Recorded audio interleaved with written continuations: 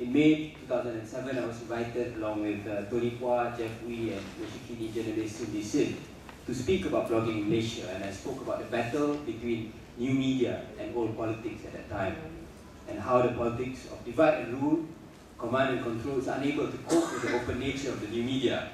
The new media, I argue, with the combination of Web 2.0, greater functions, and interfacing with mobile devices is becoming more powerful and potent than ever before. And for me, I've been very much involved.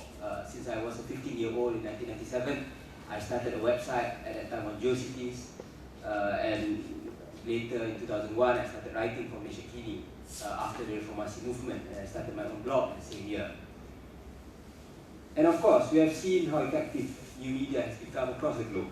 While Howard Dean failed in 2004, he paved the way for Barack Obama to make use of the internet and emerged from being a junior senator with a funny name to become the president-elect of the United States. Closer to home, political consultant Douglas Shen in Power of the Vote revealed how the netboots played an important role in the South Korean presidential election as far back as 2002. But we did not expect that it would play such a bigger role in Malaysia so soon, that less than a year after that forum, Jeff, Tony and I all become young Bohomats. The 8th of March illustrated how new media has trumped old politics. Meanwhile, the Malaysian establishment maintained the colonial-era legislation that allowed for the muzzling of the press and suppression of public debate on what was called sensitive issues. Media ownership was narrowed and often in the hands of certain parties. This has contributed to the stagnant and limited nature of our press and public discussion. This is why we see even the best and brightest nations believing that the status quo is the only route to power. This is why the most honorable politicians end up playing the politics of the lowest common denominator and pandering to age-old prejudices. This is why they were promoting an enlightening and visionary brand of politics. As Tun Musa Hitam once said, a young nation politician has to play the race card to the hilt, even if there was not a single chauvinistic bone in his body. But the emergence of the new media, amongst other factors, has changed the landscape, and here the new media needs to be looked into its entirety, not just blogs alone, but also the mobile devices and connectivity. Tiny affordable mobile phones can take pictures, record videos, and send out emails. The same content can be uploaded on the internet at Starbucks to be shown on YouTube. This has become a catalyst to viral communication, as acknowledged in the book by Jun-E and Zawawi Ibrahim. In fact, the uproar over the 2006 UMNO General Assembly has illustrated to us how those used to old politics fail to even understand the simplest of new media technology, the satellite TV. By the time the 12th general elections took place, blogs were forced to be reckoned with in the urban constituencies. I set up a campaign website that solicited donations and showed my campaign videos. Several mainstream journalists contacted me to cover my campaign, but few, if any, of the news made it to the press. Instead, my team organized a blog for Nazmi Day during the run-up to the election to hype up the campaign, as well as launch a Friends of Nazmi campaign over Facebook. At the same time, my party Kailan sent out SMSs to millions of voters, customized for each constituency to get the message across. When the results trickled in on 8th of March, it was clear that the urban voters, especially the younger generation, voted against the DN in a big way. We have established that the new media played an important role in trumping old politics. The next question is, what's next? Politically, it's clear that new media has changed campaigning in Malaysia.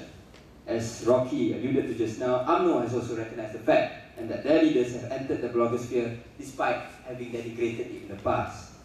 Who would have thought people like Ketoyo, Ali Rustam, and Muhammad Taib would all now become bloggers? Perhaps, Rocky, you can open the membership to them. Even Najib Razak has set up his own website. While this is generally a welcome development, we cannot forget that the sectarian, divisive and backward message remains the same. We need to realize that while the last general elections has breathed new life into Malaysian democracy, more needs to be done. More needs to be done for new media to succeed. More needs to be done to end old politics once and for all. More needs to be done to ensure that democracy is truly entrenched in the Malaysian landscape. We need to push the envelope, to consolidate the gains we have made and make them a permanent feature in our national life. Those opposed to a multiracial and democratic Malaysia are attempting to turn back the clock with every old trick in the book. Their most potent weapon thus far has been sectarianism. The use of arbitrary force, including ISA, continues unabated, as we have seen in the manifestly unjust detentions of Rajapetra Kamarudin and Teresa Kok. But the nature of the new media means that those standing up for democracy can use it to counter the slander and the spin.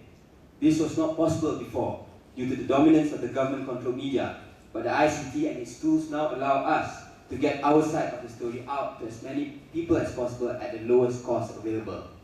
In my mind, we can advance our cause through the new media by pursuing the following 5 points. First, unity is essential.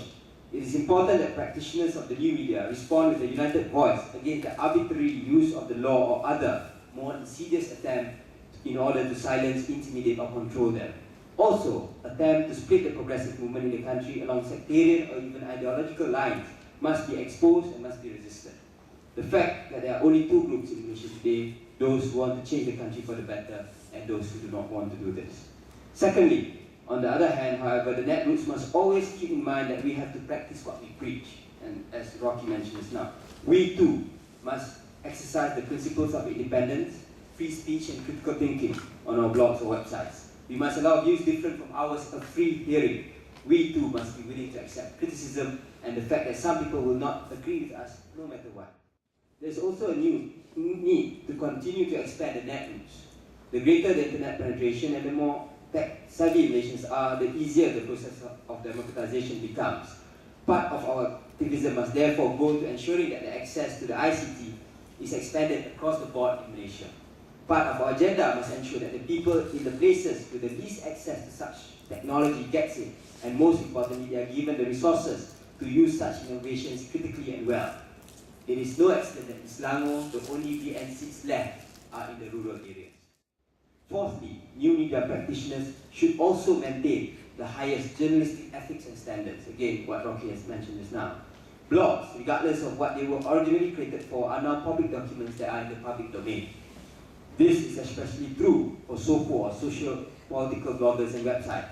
Its owners, therefore, must ensure that their writing receives the same duty of care and professionalism that goes into other journalistic mediums. Fifthly and lastly, this may be controversial, but new media practitioners should explore forming alliances with certain members of the mainstream media.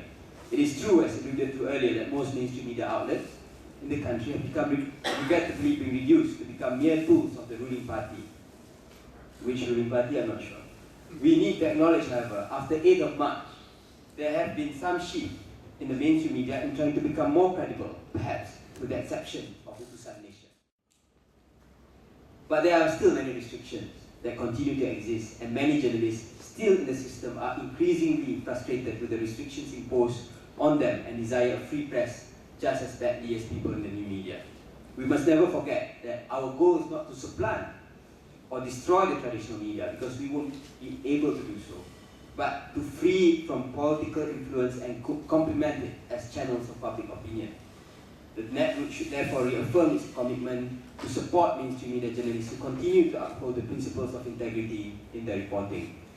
The Selangor State Government, on its end, has formed a task force on freedom of information to look into ways how the state can get around the OSA, or the Official Secrets Act, to promote a more transparent and accountable government through a freedom of information enactment. This is something we are following through. We are working very closely with the coalition of good governance consisting of NGOs who wants to promote this, including the CIJ.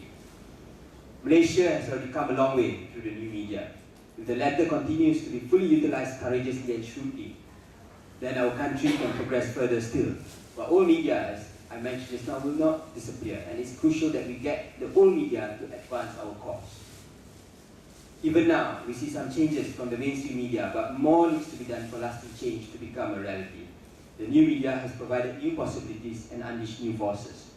The new media has indeed trumped old politics. The new media can be and should be the vanguard for a new Malaysia. Thank you.